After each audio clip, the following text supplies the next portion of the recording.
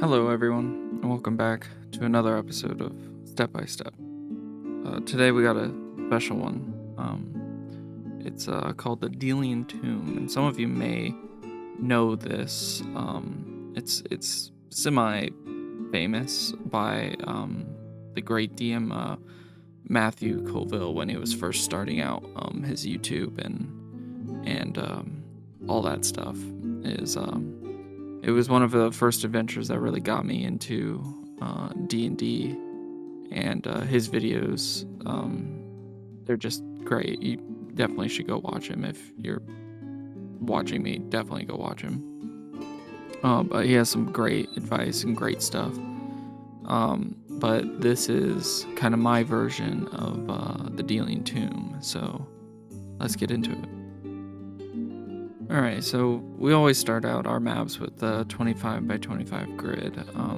In retrospect, I probably should have made this bigger, because as you can see, mine is, for every one block of his is 2 blocks, so each block is a 4x4 square. So I started outlining the rooms, and it goes corridor, room, into a secret room. Here I'm picking the crypt walls. Mind you, he did say that the walls kind of depict the Delian Knights dealing with chaos or goblins or whatever the case may be. And I kind of went away from decorating this in the form of like goblins living there. Like I wanted it to be true to a tomb more so than a goblin converted tomb, which you can still do and probably would work just as good. But for the purposes of a single adventure, you probably just want some decorations of goblins and stuff like that, where it's mostly just gonna be narrative stuff. So here I put the extra wall there to conceal the secret room. So Inkarnate has this weird thing where if you want a secret room, you can't really put it there without obvious, because this is the map, this is the thing everyone sees. So if you're using walls and stuff, then like they're gonna see right through it. Here I'm doing the stairs down, and of course we're gonna light those stairs. Make sure I went with a decent amount of like different lighting, but I thought the regular sunlight, I guess, works just as good. And here I'm just kind of messing with the first room, and the first room has a brazier, or in this case it's a brazier with like charcoal in it, and I was like, oh, okay, that's cool. We could search for coins, and Inkarnate definitely updated their map and their assets, so now we have a bunch of different coins that we can put in there. Silver, electrum. Don't use electrum. It's cumbersome. But silver, electrum, coppers. And then here we're going to go ahead and find what is essentially animal waste. And what we did is we blacked it out and turned up the contrast on it to make it look more like, well, charcoal. And here we are, kind of just moving backwards. You always want to move backwards to see how it's going to look on a top-down view for your players. And here, he doesn't have this, but I added another staircase because I was thinking of the trap that's at the bottom of the stairs, or at the bottom of this corridor, and I'm like, well, I don't want them to accidentally set it off and then there be no more traps. So what I plan to do when I run this for my players is put a tripwire at the first set of stairs, and then a tripwire at the second set of stairs. The only thing that happens is if they see it, they cut it, it's just a tripwire. But if they fail, they'll fall down the stairs. and they'll learn, hey, there's traps here. They'll be searching for traps in like once there are traps, they're going to be searching for traps. And the one thing that I don't think you should do is put one trap and then they're paranoid for the rest of the game. Like, they're going to search everywhere for traps that aren't there. So why not put some traps there and just see what happens. Here I'm doing the big knight statue. I was gonna do it on like a pedestal thing from the sewers, but I chose just a simple like stone, and I just typed in stone and looked up like different cliffs and stuff like that. But ultimately, I just went with a more like colored stone, and I wanted to change it kind of like a blue theme. There's a big blue theme coming around this Delian Tomb. And like the walls are very blue, and the ground is kind of saturated with those blue like speckles and puddles, I guess, if you want, of like water. And then I just had some trouble like trying to get just a stand for a statue, but we found it. We went ahead and stretched it to what we want it to be.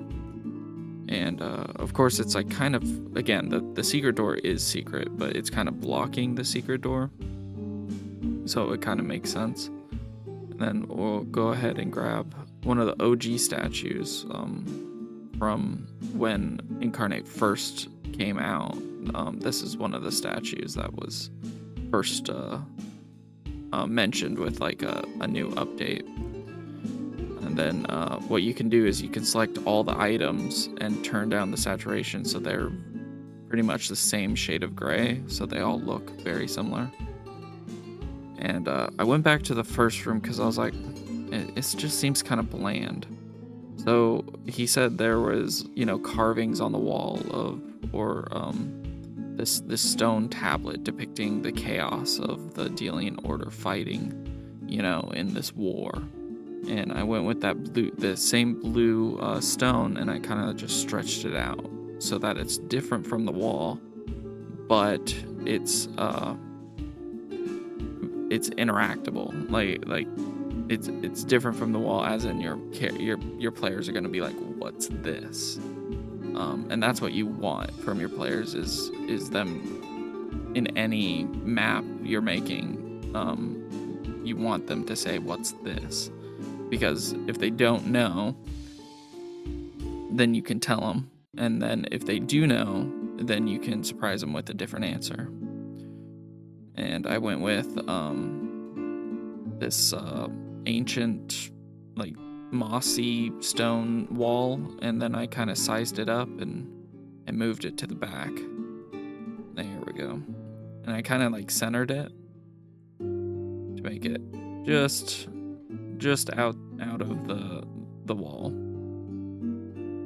And I felt like, again, it's a room and needs stuff in it. Now what I should have done is, instead of these platforms with vases on them, I should have had fallen platforms with broken vases on them, because of course, the goblins are in here, so why would they care about these vases? They would break them just to see what's in them.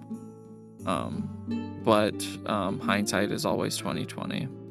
I went with these nice blue and gold vases. Again, keep on theme when you're doing like a map that's kind of based around a color. What you need to do with these vases as well is make sure they're different rotations. It's a subtle thing, but it's very effective in making your map look good. Then I went with some candles at the base of the statue. And of course they're not lit because these goblins don't, care so much for, obviously, the Delian Order.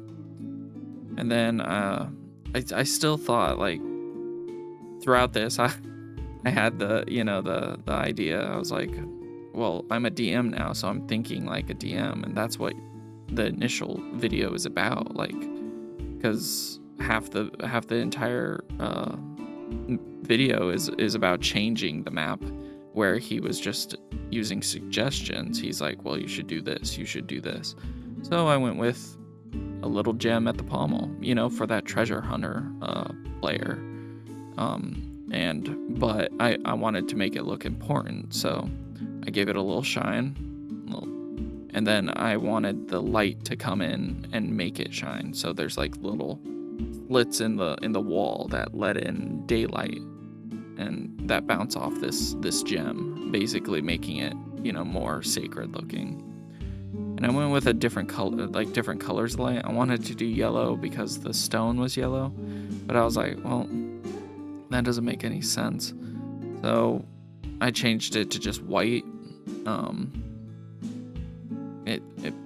It kind of looks good. I think it's very Indiana Jonesy, but it's not that big a deal.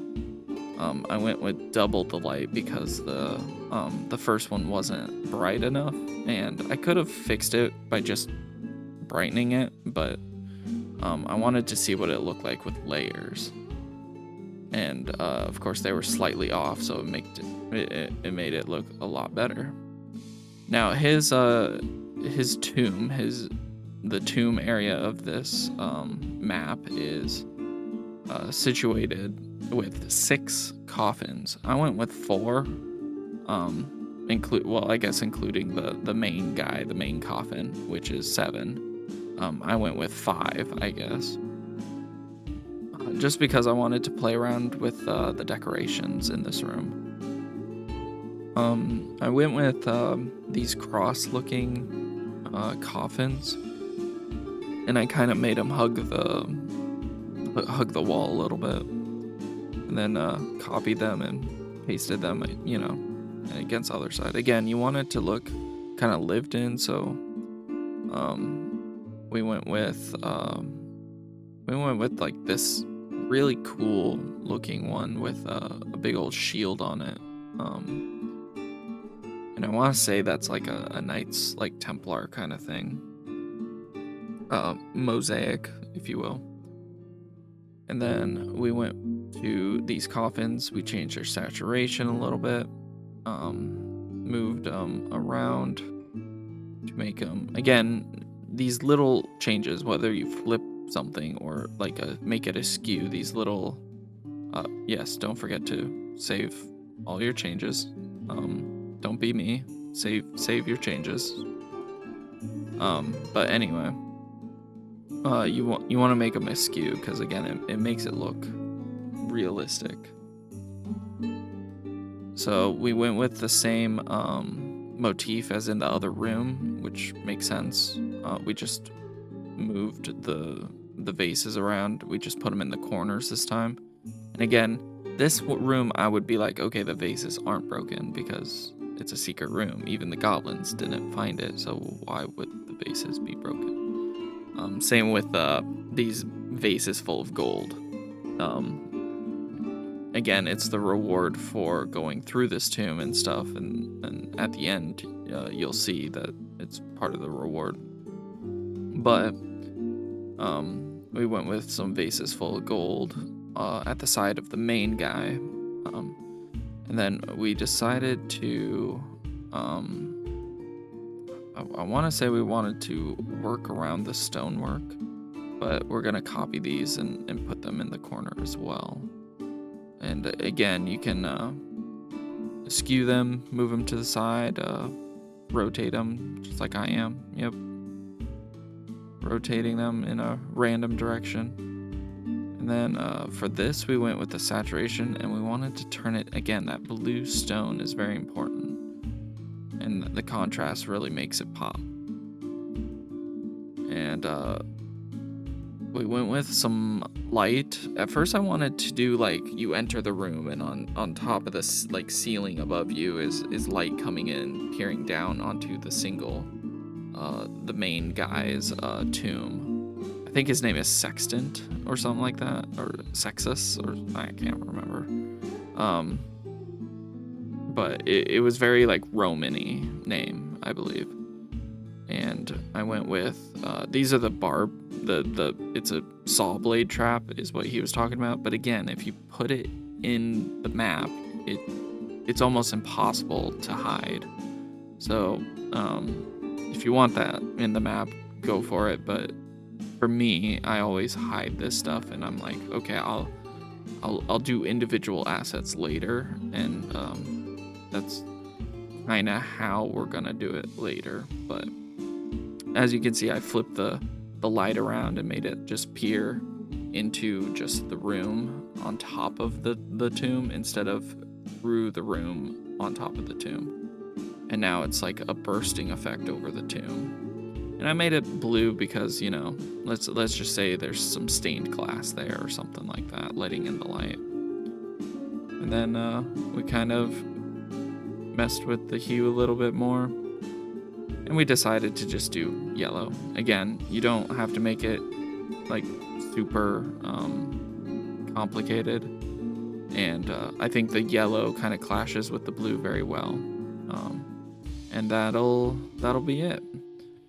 And as you can see, I even added the text that he put in his map. I'll put his map here, and then it's like scrolling, and then it'll scroll into my map, and you'll see I put the same text just in, you know, the way I could fit it, because again, his map is bigger because he used single squares for his like corridors and his rooms.